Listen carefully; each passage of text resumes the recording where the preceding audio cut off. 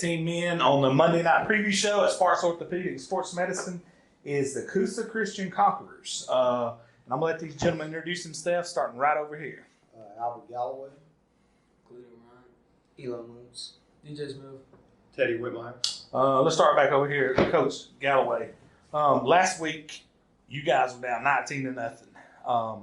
And I know everybody probably sitting in the stands that don't know the new culture that you guys have built and been trying to build is probably thinking, here we are, same old Coosa. Then something happened. Talk about what happened at that point. Besides your blood pressure going up. Yeah. Once we settled down and played our kind of football, and we started coaching, we let guys make plays. And that's what it's about, just making plays when you need to make plays and coaching when you need to coach. That's right. Yeah. Now, Coach Whitmire, since you've been there, you've seen, a shift in the culture and the attitudes and things, and you guys collectively have moved some guys around and got the right guys in place. Talk about what we're seeing now from what you've seen when you first walked in. Well, you're seeing guys buy into a winning attitude, and they're carrying themselves a different way. They're taking the coaching, and they're playing their hearts out. And that's what you got to have to win. You got to have coachable guys, and you got to have guys that's going to play their guts out for you and not give up, whether they're winning or losing. Either way, you got to play the same way, which is 110%. So That's right. we've got guys that want to be out there. We found the right 11 that we want out there on defense, that we want out there on special teams, that we want out there on offense. And all 11 want to be out there, and all 11 want to play. And hopefully they all want to win. That's right. Because we don't want to lose. Now, DJ, question for you, man. The week before, you had a few fumbles, but you redeemed yourself. And Coach, I remember Coach told you after the game in the locker room, he said, guess who I'm going to run my offense through next week? He said, you. And he did. And y'all guys come back and you had a huge game. Talk about that game last week, how you kind of came out and let that game before pass by and perform like you did. I don't know. I just came into this game with different mentality, knowing I wasn't going to fumble the ball. I made sure every time I ran the ball, I had the ball up high and tight. High and tight. That's it. And now, what I liked about it is they're asking you to do something you normally wouldn't do, which is y'all hitting it between the tackles with them now. Yeah. Ain't got no choice, but you're performing, man. I like that. Eli, you and Cleet, I'm going to ask y'all a defensive question. When y'all were down 19-0, what was y'all's mindsets to get yourselves back in that game defensively? Me and Clay were talking and we just fought on. That's what we said. It's going to be a great game.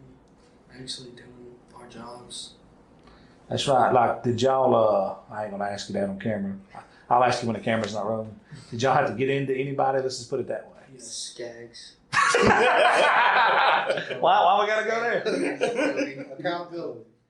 Did y'all hold Skaggs accountable is what we're saying? And Jacoby. What can y'all say on camera what y'all said to him? Nope. No. All right, we'll go with that. Coach Galloway, what did y'all see that kind of first of all, 15 didn't play the first 2 weeks. Yeah. That guy's a phenomenal player. Oh, yeah. He makes them a different football team. I think he played against Locust Sport maybe the first quarter. First quarter, Yeah. maybe And 2 or then 3 minutes. After that, he didn't. I don't know what happened, if he got hit hard. I don't know if he got injured. He didn't play after that. And then, they was up, I think, 14-0 right off the bat. Yeah, they were. He makes them a different team. Oh, makes yeah, it. difference maker. What was y'all seeing that kind of slowed them down once they got up that 19-0? Honestly, I think they were a really well-coached team. It just came down to who was in better shape and who was going to keep fighting. That's what it came down to. And, man, that he's a dog. Yeah. He is. And there were definitely momentum swings when he wasn't in the game that we were able to take advantage of to keep our offense in a position to score. So we just made the best of our opportunity and try to play complete football. That's right. Now, Teddy, having Albert in the sky, seeing some of the things you can't see, how is that helping you guys work together? Well, they hit us with some power, some quarterback sweeps there a little bit, and then they hit us with a couple counters there. And if you don't have somebody up on the top to tell you, hey, we don't have a guy in a 5 technique, there's no way for me to correct that. If we're getting reached out there, there's no way for me, because it's on the opposite side of the field. It's hard to see. And if you don't have somebody up there to tell you that, there's no way you can adjust. So which. Like I said, we're going to have some growing pains, There's guys that's not going to know how to adjust on the fly. You have to. Every day is a new day with these guys. Yeah. It seriously is. And it's not like they don't do the work. These guys watch film. It just is what it is. Well, This is people part don't- of teaching. People don't realize what we're looking at right here in this room is nice. No, Nice. all that great, yeah. All fresh. Yep. And people expect them to go beat senior. Yeah. Just because, you know. Hey, at the end of the day, it's football like that. And you said it already. The other team doesn't care what grade that kid's in. No. It's about who's gonna make the tackle. Hey, who's gonna DJ, are you a junior or senior before I knock you out? Yeah. From the blind side? At 15, was he, 220 maybe? Like, at least 215 And minimum. he didn't ask Cleet. Clete, what grade are you in before I go running this ball by you? Reggie, what you got? I got a question for these guys in the middle. How does it feel being coached by Patrick Mahomes? That's a good question. We got a comparison we can throw up. Do you think he looks like Patrick Mahomes? Y'all think he looks like Patrick Mahomes? Has anybody brought that up?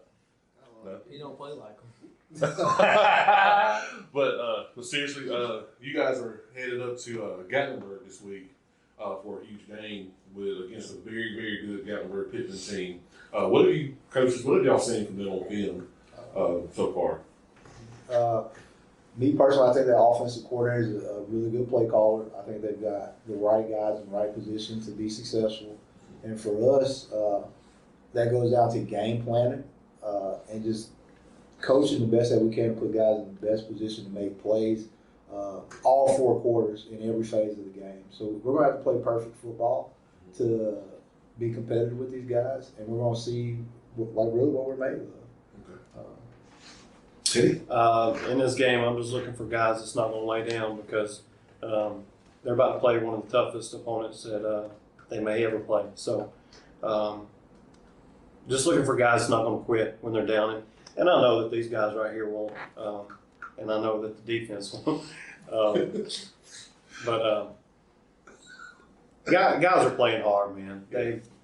They're playing hard, and it just is what it is, man. We're playing what we have, and I hope they just go out there and play as hard as they can the whole game, man. Go ahead and say it. We're just gonna do the best we can. There we go. You must know Danny Carroll. Hey, and from a player standpoint, DJ, what have you seen from him on film? I haven't watched many film yet. Not yet. It's coming. Eli? 88's huge. And, Yes. and 7's really good as well. They're big. Eli, where'd you get your kicking skills from? Practice. Have you always kicked, or did you just something you picked up the last few years? I kicked since I was like 3rd grade. Soccer background? There we go. He can boom one, man. He's around the 50-yarder range, buddy. If he learned how to squeeze a tackle like he kicks a football, he'd be all right. He'll be all right. Don't turn the linebacker into a kicker. He's pretty good right there. There we go. Well, guys, good luck to y'all this week. I know it's going to be a fun trip, and I know it's good. It's going to be good to get out. And hey, you guys, they're going to put tape on y'all's doors, so y'all be trying to sneak out now. They don't know if y'all leave. Who do I talk to? It's safe travels. Clete, I know how you chase the women now. Come on, man. All right, our next team on our Monday night preview show at Sparks Orthopedic and Sports Medicine is Sandrock. And I'm going to let these gentlemen introduce themselves at this time, starting with Coach. I'm Coach Alan Heath, head football coach at Sand Rock. I'm Brian East. I'm our right guard, defensive end, and kicker. I'm Ace Ashley. I'm quarterback. Coach, Yes, take sir. us back to last Friday, man. You came up a little bit short. It's your first loss of the year. You guys have had some, first of all, cardiac kids. Mm-hmm. Coach, I want to ask you a 2-part question here. I want you to take us back to last Friday and obviously talk about that, but how many years of your life have you think's been taken off with this football team so far? Probably 20. I mean, I'll be lucky to make it through the end of the season at this rate. But I mean, we had so many opportunities and we came up short. And it's disappointing because we didn't play horrible football. It's just we made mistakes at inopportune times that really cost us. I mean, it's one thing to make a mistake and see it and you can talk about it on film and, we're going to fix this, but, it didn't really cost us. No, when we made a mistake, it was big. I mean, and You're going to do it right, Coach. well, we did it right then, but it ended up being wrong. Dude, so I got to catch my composure, Coach. So when you talk about mistakes, what are we talking about here? Busted coverages, missed blocks, drop passes, you name it. I mean, and really we had about 1 or 2 of each. They onside kicked in just about every kickoff on every film we've got. We knew they were going to do it. We practiced it all week. First one. We've been playing good offense. I said, I want the football. All right. They come out, kick it, onside kick, and we stand there and watch the dang thing bounce over there, and they come and get it. So we lose. Right there, we give them a possession. They're a good football team. You can't give a good football team a possession. Yeah. Yeah. I mean, they beat some 4A teams, and they're a real good football team. What did you guys see last week from that game, from a player standpoint? It was like reality because we played. I mean, Westbrook was good, but Southeastern is like another level of a team, and I think that's what we needed, that kind of competition, and I think that really helped us build for the rest of the season. I agree with that.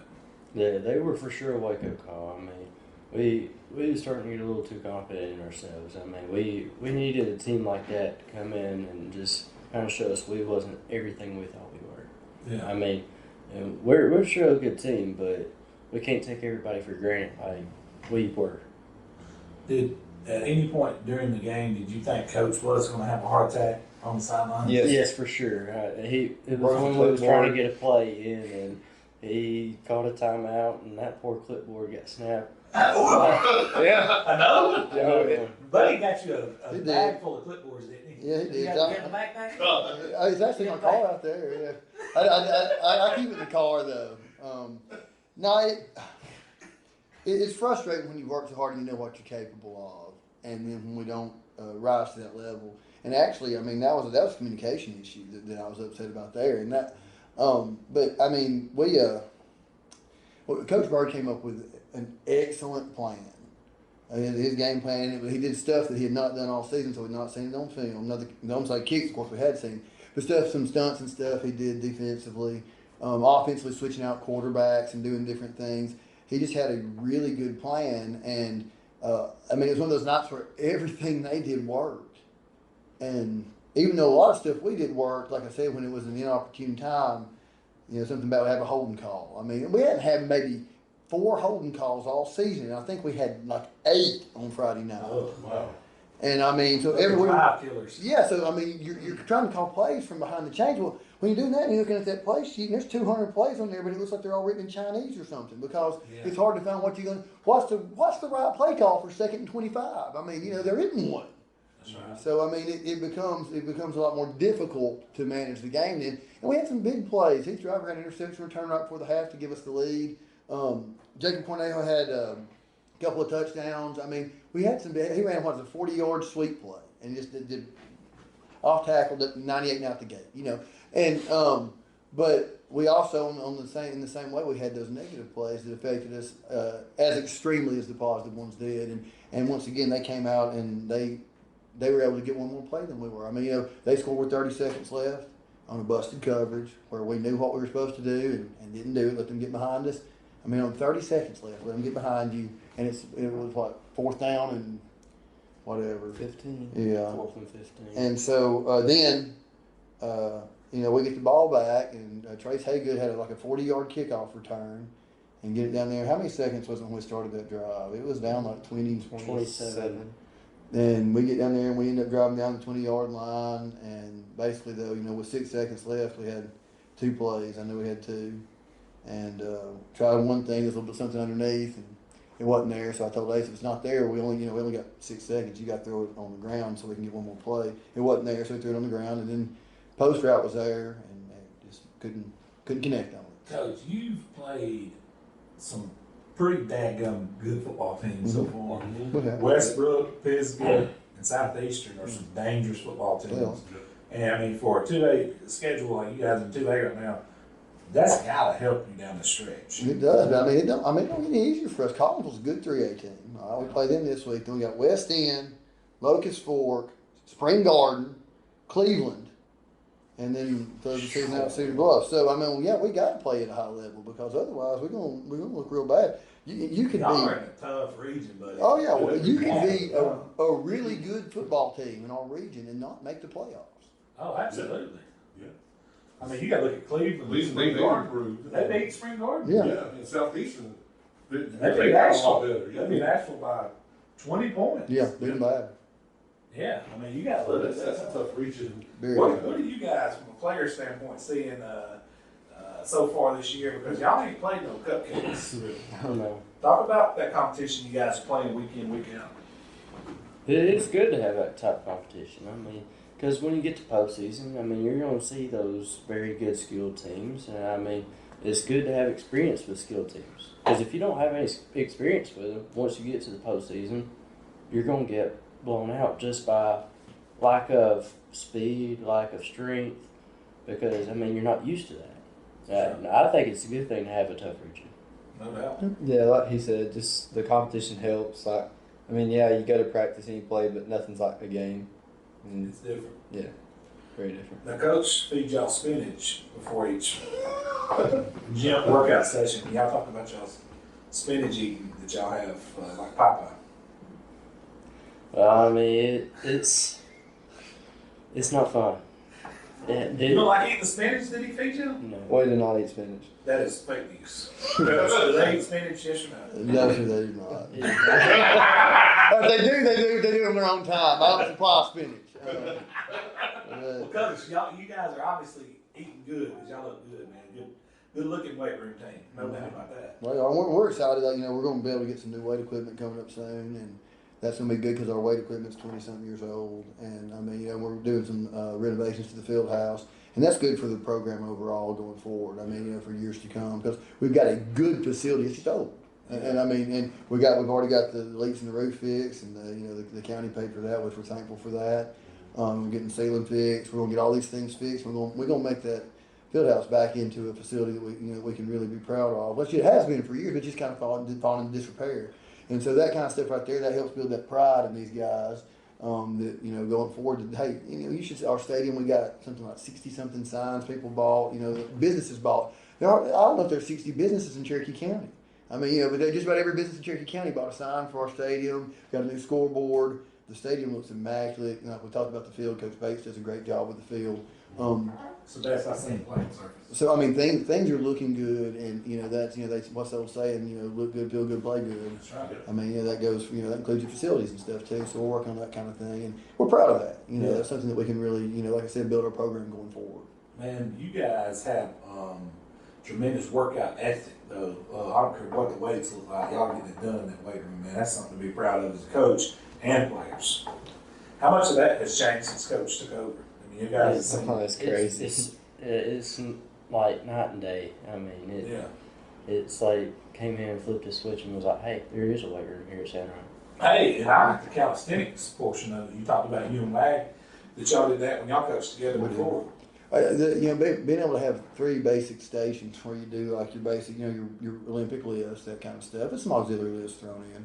And then, where you have another station where you have like your box jumps and all your dumbbell work, kettlebell work, medicine ball work. And then, you go and you have your conditioning station also where, you do, during the summer we do stadiums, we do parachute runs and bungee runs and then regular sprints, push-up sprints. I like the bunny hops up the stage. Yeah, and all kinds of different bounding drills. I mean, I'm doing the same bounding drills we did at Hokes Bluff in the 90s. And I've incorporated that in with other things, yes. But you look at, how much is your vertical? He plays basketball too. How much is your vertical improve? Like from a 25 to like a 30, Yeah. 32. It works. It still works. We have homemade Vertimax. You get heavy dumbbells, put the resistance bands on. And jump. Yeah, I exactly. seen y'all doing it that day. Yeah, because we can't afford actual Vertimax, so we just make it. Coach, you said y'all couldn't afford a clipboard and a backpack. Yeah. We got that handled for you here. I know, I appreciate that. Thanks to Buddy, Farmers Insurance. Give a plug there. Give a plug there. Coach, I haven't been to a game at Sand Rock, but looking at your schedule and Well, there's only 2 more at Sand Rock. but one of those I will be at. I will be at the City One game. I Awesome. plan to come hang out. That's it. There's a Thursday night game. That's at Cedar Bluff. It's at Cedar Bluff. Okay. Yeah. Well, I'll be at that game. Okay. And I personally get to see how many clipboards he'll bring. Well, hopefully that night will. My goal is not break any because that means we're probably doing pretty good. So if we I think we can. need to do one just cause. Well, look, I promise you this. It's never something that I think about or like plan out. It happens spontaneously. So. Now, y'all have Collinsville this week, and they got a really good quarterback keeping the board that's really dangerous, and they got an experienced veteran coach back and offensive line back. What have y'all seen from those guys on film? They're big up front. They're athletic. And the thing is, knowing how Coach Willingham does things, and looking back over, I've gone back and looked at film from several years ago when he was coaching then, and some things he did against Sandrock. Of course, that's before I was a coach at Sandrock. But because that's a rivalry game, we're just 8 minutes apart from each other. So it because he's going to want to do some trick plays and stuff, because that's a big deal. I mean, it's a big deal for Sandrock to beat Collins, for Collins to beat Sandrock. I mean, that's a huge rivalry. I mean, I think back to when I was in high school, Hokes Bluff Glencoe, or Hokes Bluff Southside, or when I was down at Mumford Lincoln. I mean, it's the equivalent of those things. Or even when I was up at Hazel Green and Buckhorn. I mean, those are your big rivals. You got those schools that are right there close to each other, and the communities are really, that's important. That's real important to those communities. So I mean, it's they've got a good football team. They're a good 3A football team, and we're in 2A still. They got bigger schools than we do, bigger student body and stuff. But I think that we're coming up with a good plan. Hopefully, to help us be successful there. Man, that y'all, to me, it's kind of weird y'all playing each other, because I said this from day one. Y'all have the prettiest playing field, and they have the most beautiful backdrop for that mountain. Yeah. I ain't ever seen that like it. Yeah. They're back, especially if you look from their field house and you see those mountains back there. Oh yeah. The combination of them two. If you put your field with their backdrop, we'd be getting somewhere. Oh yeah. What have you guys seen from them on film? Have y'all got to watch film on them yet? Yeah, they're really big up front as a defensive lineman and as an offensive lineman. Like, their front line comes out pretty hard. D-line, they come out real hard, so we're going to have to block them and pick up stunts and stuff like that. They've had a pretty tough schedule at this point as well. I think the biggest thing is picking up stunts. I mean, we have no doubt they're probably going to send some stunts at us. And their D-line's pretty strong this year. So, I mean, pick up stunts, take care of a D-line, we'll be in good shape, I feel like. Yeah, that's right. They get off football quick. They do. Yeah. They do a pretty good job. Coach Williams does a good job. Coach Teddy Ham's another one of our favorite coaches, man. That'd be a good fun game, man, out there. It'll be a good game. Yeah.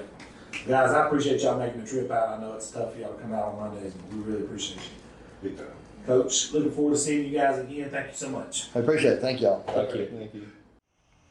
All right. Our next guest on the Monday Night Preview Show is a guest we brought on, and we're going to start checking in with from time to time. This is Coach Kirk Johnson of Catholic Montgomery. Coach, last week, business as usual. You guys got out of there with another shutout. I believe that's the third shutout of the year, 49-0. And I'm going to hand the name over to you, Beluga. How you pronounce it, Coach? Beulah, Alabama. Beulah. That's it. You said that to me last week, and I forgot. Beulah. It was 49-0. Take us back to last Friday before we get into this week's game coming up, which is going to be a massive one for you. Well, it was an opportunity to find Chris some things and to get better. A lot of our young guys got to play, and that's a testament of working hard during the week and taking care of your business. You see it every week, man. Teams they don't take another team serious, and they end up getting beat. So it's good to go out there and take care of our business so everybody can get in the game and no one gets hurt. Coach, when you have a game like that, what are some of the key details you're looking at? I know fans see it one way, coaches see it a whole different world. What are some of the key things you're looking at when you have a game like that where a lot of young guys get to go in early? Well, you don't ever want to take anybody for granted. That'll be a slap in the face of the other coaches. They put in, the coaches at Beulah put in a lot of time to put in their installs and different things like that. So you got to take them serious. And then once we get to the game, you want to make sure you start fast. You're not being lazy. For us defensively, we didn't want to get lazy and seeing something we've seen all year, and you're not feeding it up correctly, or you're not reacting to the ball or running to the ball because you feel like someone will make a play. And offensively, you don't want to get lackadaisical and say, well, he'll break that tackle and do this and so on and so forth. You just want to keep the same mindset and make sure your kids are doing what they're supposed to do. Coach, that defense you got, even when those younger guys are coming in, man, they are getting a job done. What is it about this group, man, that's kind of separated themselves? They look really, really good for all the way through. I mean, honestly, even your younger guys. Well, you're talking about guys that have been in the program for a long time. I think defensively, don't quote me, but I think 9 kids had started a game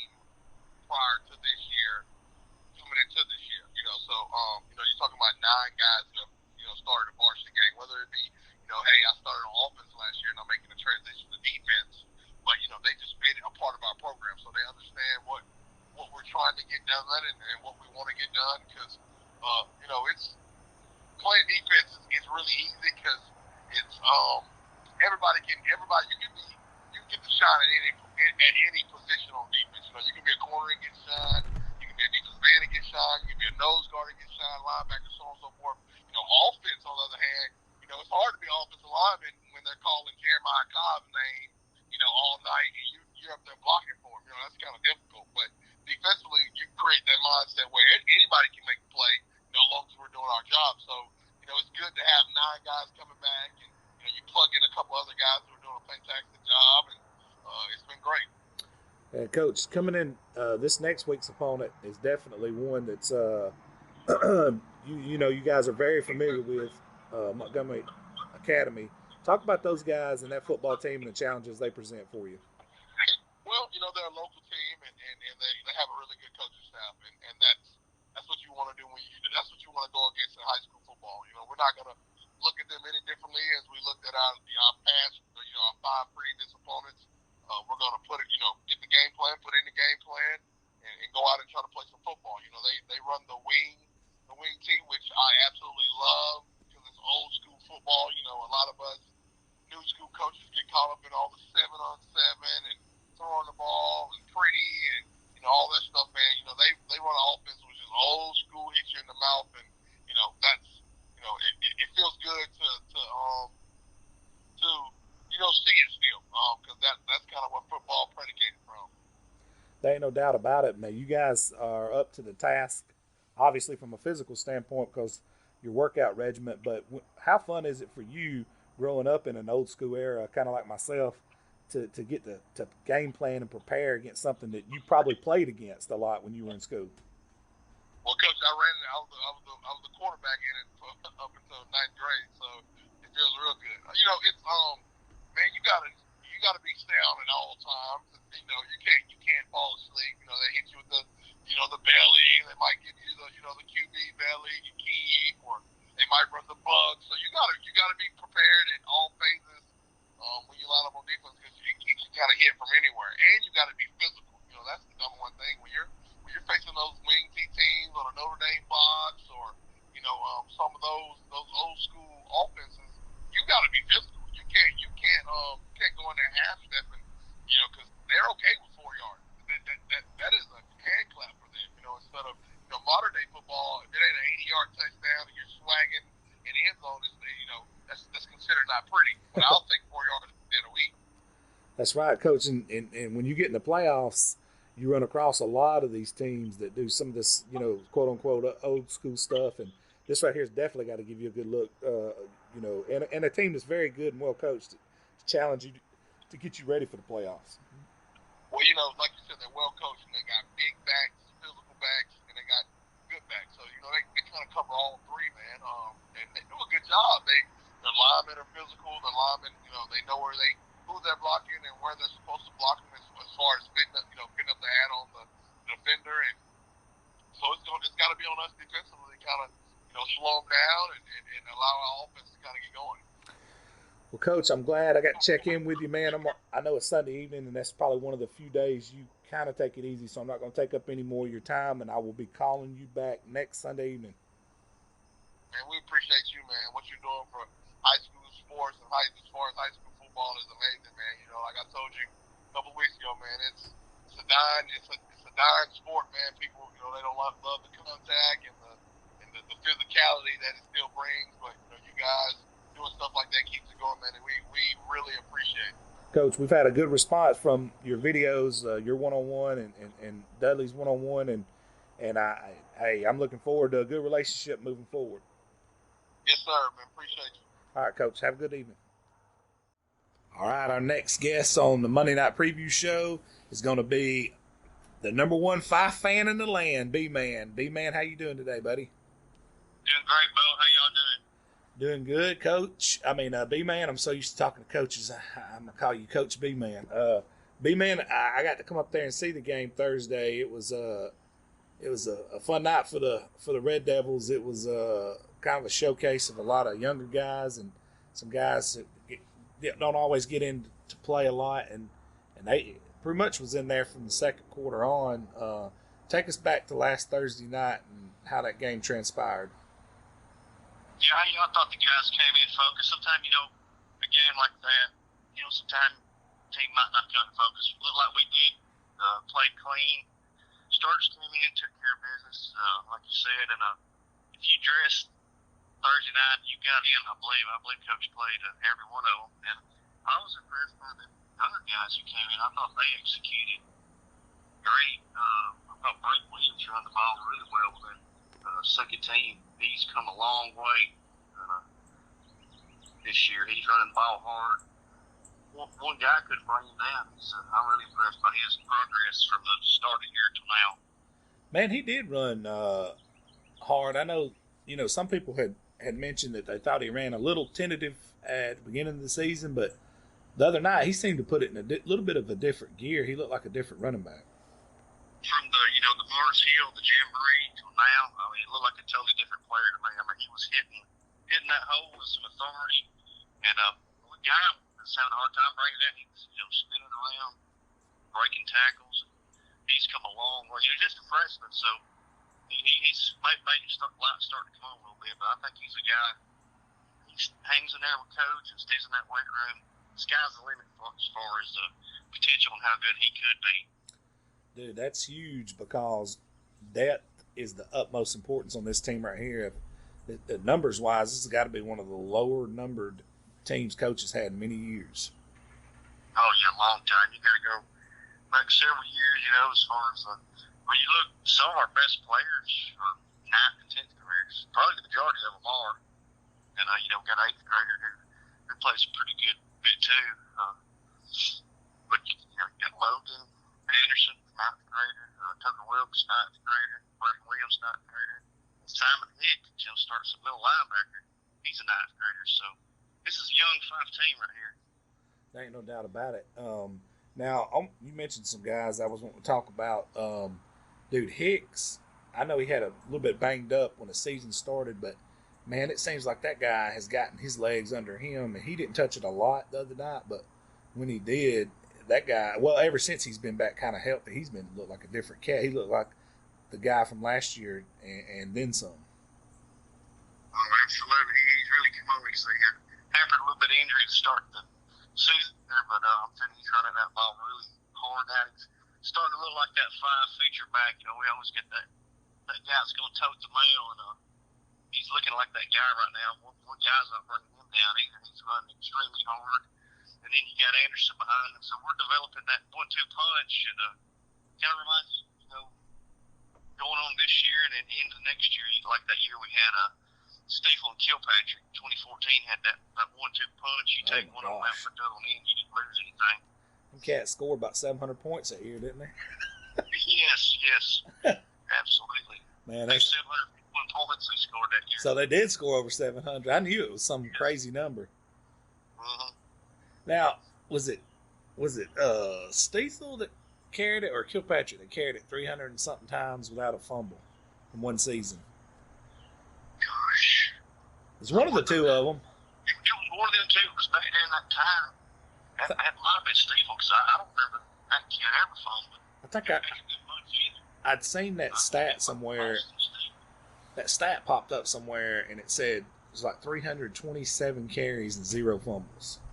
It was one of them two. They were right behind each other, but gosh, I can't remember either one of them fumbling. Ain't that crazy, man? They tell it to the line. Yeah, I seen a guy the other night down here. Calling no names or nothing, but I think he had 3 fumbles and about 16 carries. Coach Benfield lost his mind, wouldn't he? Oh, good. Yeah. It'd have been rough. They coach prides us on not turning the ball over. Don't say you got to beat Fyffe because they don't pick themselves very often. That's right. You got to beat them, man. They don't turn it over and they don't get a lot of penalties. As of this hour, and I just texted Coach about 15 minutes ago, they don't have an opponent on the schedule as of yet. They were looking at a team out of the South, but that team couldn't make it up. So I don't want to call any names to get no rumors started, but Coach said they couldn't make it up. So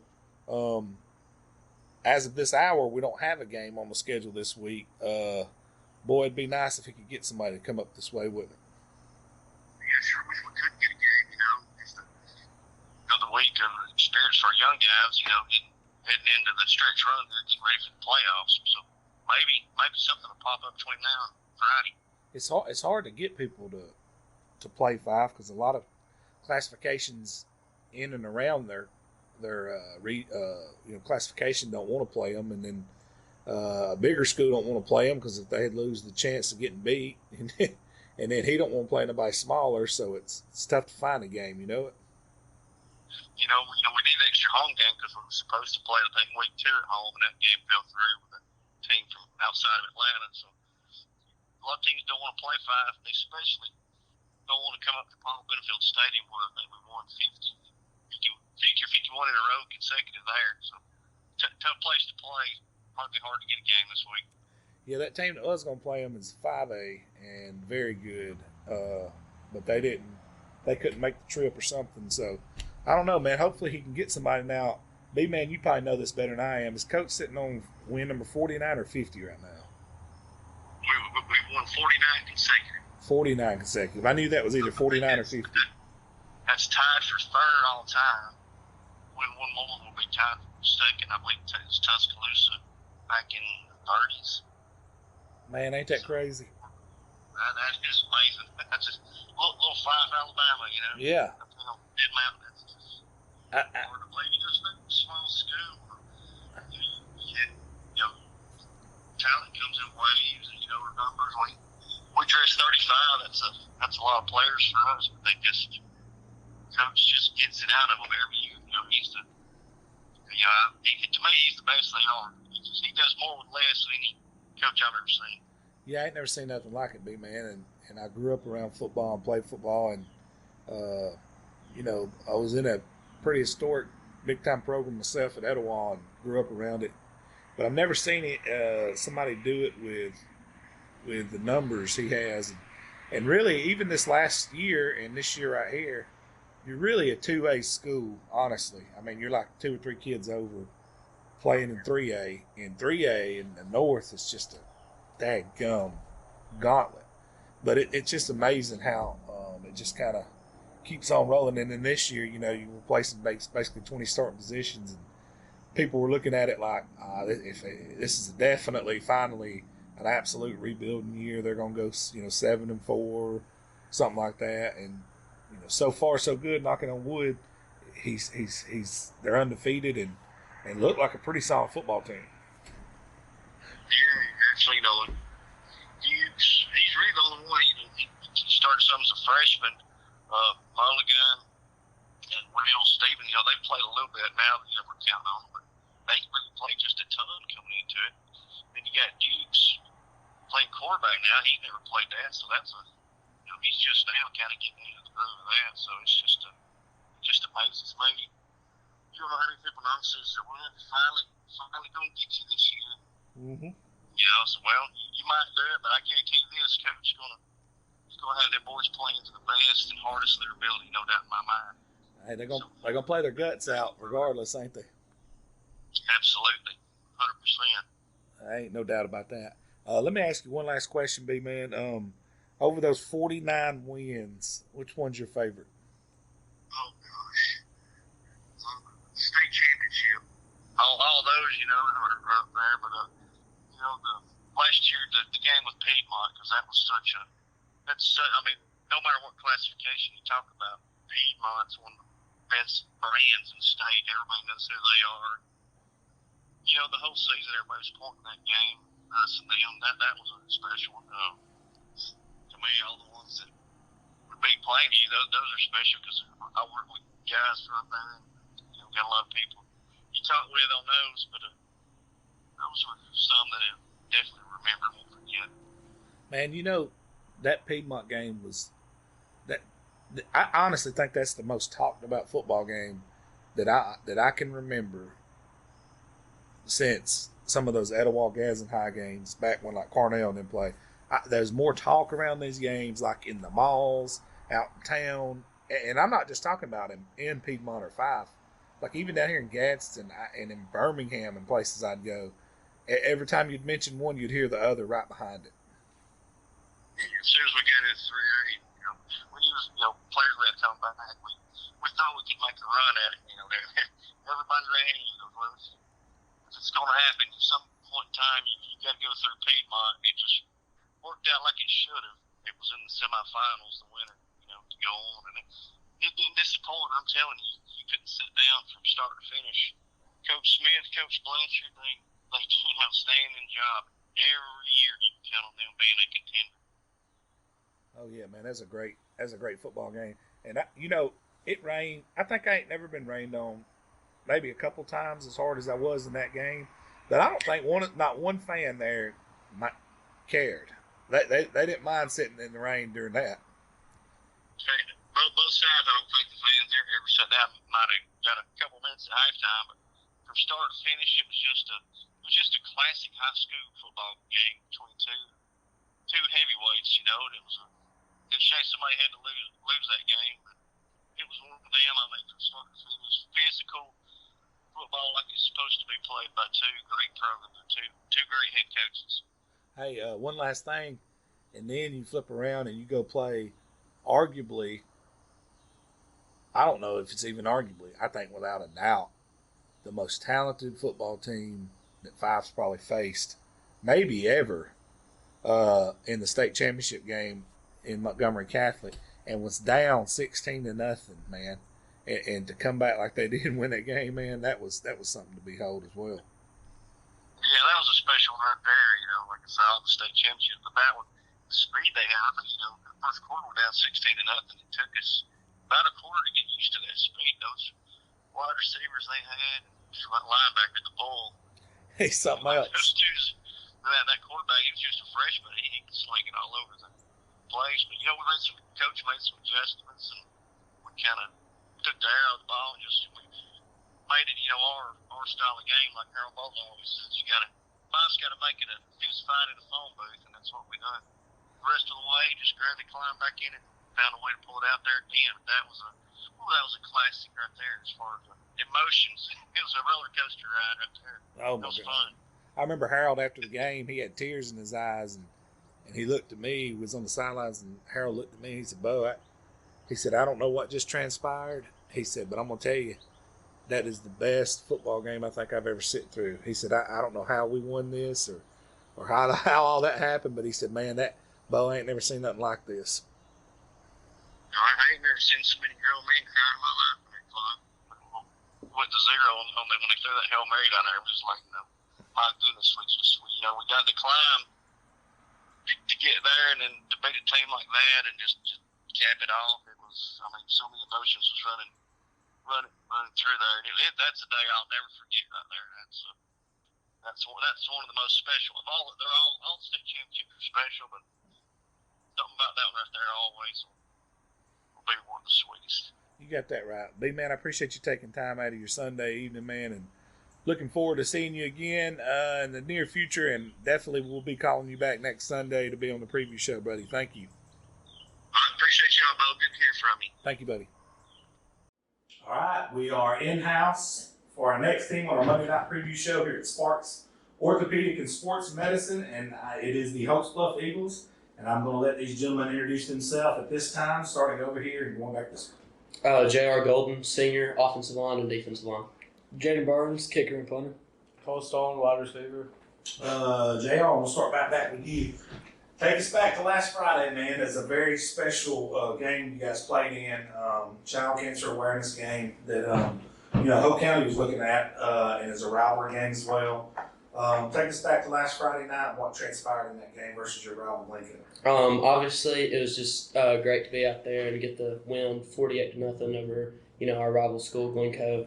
And it's always a game that means a lot to us, and just a huge rivalry that dates back to the 1940s, and just means a lot to everybody out in the community at Hokes Bluff. And it was just great to get a win in that game. Absolutely. It was a great game for us. Going out there, we played our hardest. It shows on the film. We had fun, played our game, and got the win over Glencoe. So, just like us said, we played hard, big rivalry. rivalry. It was just all out fun. Well, you guys have bragging rights. Yes, sir. Yes, sir. Y'all, you're a senior. You're not a senior. I'm sophomore. I'm a junior. You're a junior. Yes, sir. But you guys, none of you guys have ever lost to Lincoln. Right. What is that like? What is that like going out? It's just obviously a great experience. You know, I mean, even before high school, going back to, you know, Pee Wee and junior high and all those years, I mean, we never even lost to Glencoe then. So, I mean, it's just huge for us, just always really being able to beat them. And it means a lot to us because it's a game we always look forward to every year because, I mean, we feel like we should win that game. And it's just a great experience for us, just being able to win all 4 years against them. That's pretty cool, man. Yes, sir. That's really awesome. Now, you guys, for this season, had some ups and downs. You won some big games, you lost some games. Talk about this season in general, with the ups and downs you've had and what you have moving forward.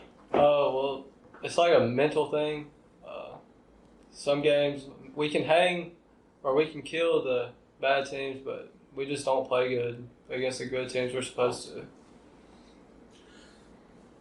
Like he said, we can play with the bigger teams like Ohatchee and Southside. We should have competed with them, but we just wasn't mentally ready for that game. But if we were mentally ready, we should have played with them. We would have. I think the biggest thing is just when one thing goes wrong, we have one break go against us, just not being able to recover from that. Like against, you know, Ohatchee, you know, fumbling on our second play on offense and then recovering and being able to score off of that. And then I think they were up 21-7 on us and recovering an onside kick and taking it down and scoring. And I feel like we're able to, you know, start out the game good and play good in the first half, but then just when one thing goes wrong, it kind of gets us down. And that's one thing we got to work on is just overcoming adversity. Yeah, Ohatchee's one of those teams you don't want to get down on because their Right. offensive style is to Right. run it down your throat, keep your offense on the sidelines, Yep. beat you in submission. This week, last year, when you rewind the clock a year ago this time, your biggest win of the season was against Spring Garden. I mean, Right. we're talking about a state-ranked team. I mean, really good football team. You guys ended up winning that game last year, and it kind of flipped your season somewhat around. But this time you got to go to Garden. That's going to be a very tough environment. Talk to us about this game coming up, JR. I'm sure y'all seen film from last year's game and then on that in general. Yeah, obviously Spring Garden, they're a really smart team, really well coached. They don't make a lot of mistakes. They don't have some of the same guys that they had last year, but they're still, you know, obviously a traditional, very good Spring Garden team. They've always had good teams over there. And playing on the road, we just got to come in ready to play and play our style of football and be able to execute well. And I, you know, expect us, if we do those things, should be able to win the game. Just like he said, like they're a really good team every single year. If we can go out there and I think stop the passing game, I think we'll be okay because that's their favorite thing to do is pass the football. So. Yeah. Jazz, Pope, and Slinging. Yeah. Just like I said, this is the smartest team we're going to play all year. They can pass, they can run. Their quarterback's really good runner, so if we stop him, I think we'll be good. I've seen the highlights of him jumping over people. He does it about every game. He's been doing it, they said, since middle school. Full sprint. They are saying not this week. Nice. Hey, he did a full sprint there and just. So it's weird, man. It looks like something off the NFL. But if Mr. Burns can pin them deep every time, I think we'll be fine. Yeah, I know he can. He, I think all of your kickoffs while I was there this past week went into the end zone, right? Correct? Yeah. Yeah. And did y'all punt any? Because No, we okay. didn't. I want to make sure. Like, I don't think they punted when I was there, but I'll ask him about that. So my son got in the game. How did that go? What caused that, by the way? We really don't know, but on the punt, we just saw him turn around and absolutely kill a kid. But and then all I remember is Coach Sexton going, "He ain't gonna play again." Like the rest of the game, I was like, hey. I mean, was the kid trash talking him or something? I don't know. That probably. I think he's probably just trying to make something happen. And He did, but He was you know. probably trying to show. Yeah. He was probably trying to show like what he can do and stuff, and he was probably just wanting to hit somebody because I think that's what it was. He just wanted to hit somebody. Man, you guys have never played a game at Spring Garden before, have you? No, It's a unique environment over there. Yeah. I think that'd be a pretty cool environment, a cool game. Let's talk about this season in general. What are your goals for the second half of this season? Because last year that was a game that kind of springboarded you guys into the second half of the season. If we can make the playoffs, I think we'll be in really good shape. If you make the playoffs in that region you're in, I don't care what 1 through 4, you're a good football team. They're actually in good shape to make the playoffs. That's right. If we beat Sacs, we can hang with Sacs, we can hang with Welborn. And I honestly think that, we have a chance with Piedmont. We just got to execute everything perfectly. But if we beat those 3 teams, I think we'll be just fine.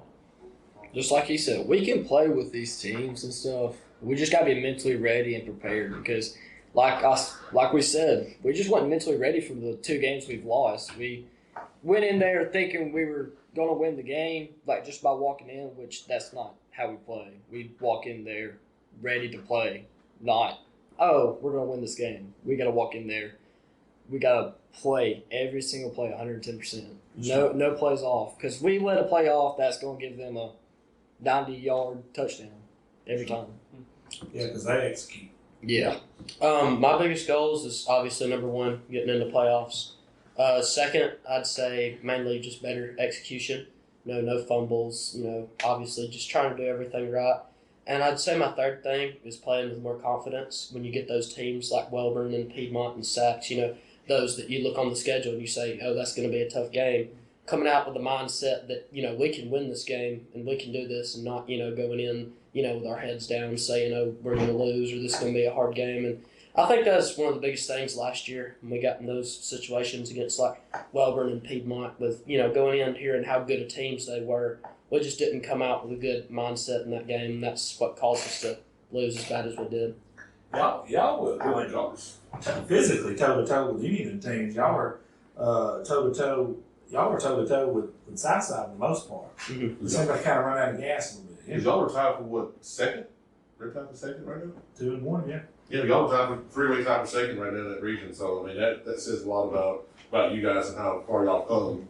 I think last year y'all were on the brink of making the playoffs. Right. It came down to that last game between us and Sacs. If we would have won that, we would have made the playoffs. And obviously they went to 3rd round and had a great year. So. Yeah. I've said this before to somebody. I was in Coach Benfield's office in Fyffe, and he circled Sacs. He got this playoff chart. He circled Sacs. He said, "You want to see a dark horse in this thing?"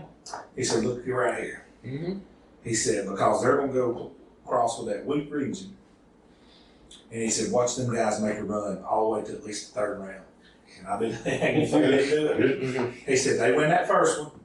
And they did. They went on the road and beat that team bad. And they made it all the way up to Piedmont in the 3rd round. Mm-hmm. And the thing is, they hung with Piedmont they forever beat in them that game, too. Yeah. They were up 14-12 at halftime. Mm-hmm. Yeah, that's, you know what I'm saying? If you can get out of that region y'all are in and get into the playoffs, you're set up to make a run. Oh, absolutely. Because, you look at it, 3 of the 4 teams in our region are, semifinal teams every year. Look, last year the final in the final 4 teams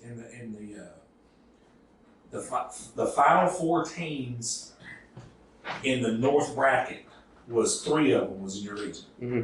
You had Ohatchee playing Fyffe, and then you had Piedmont versus Sacs. Mm-hmm. 3 of the 4 teams in the North playing in that. And Welborn lost in the 2nd round to Fyffe. They won the state. Right. That's right. So that tell you how good that region is right there. Yeah. So you guys take your business and make the playoffs. It says a lot about Hokes Bluff football. That's right. And hey, you guys hang in there, keep battling. This week right here, man, you just got to play with your hair on fire. You got nothing to lose. Yep. You're on the road. It's us against the world mentality. They're well coached, so are y'all. It's just going to be who wants it more this week, for real. yes, sir. All right, good luck, you guys. Thank you.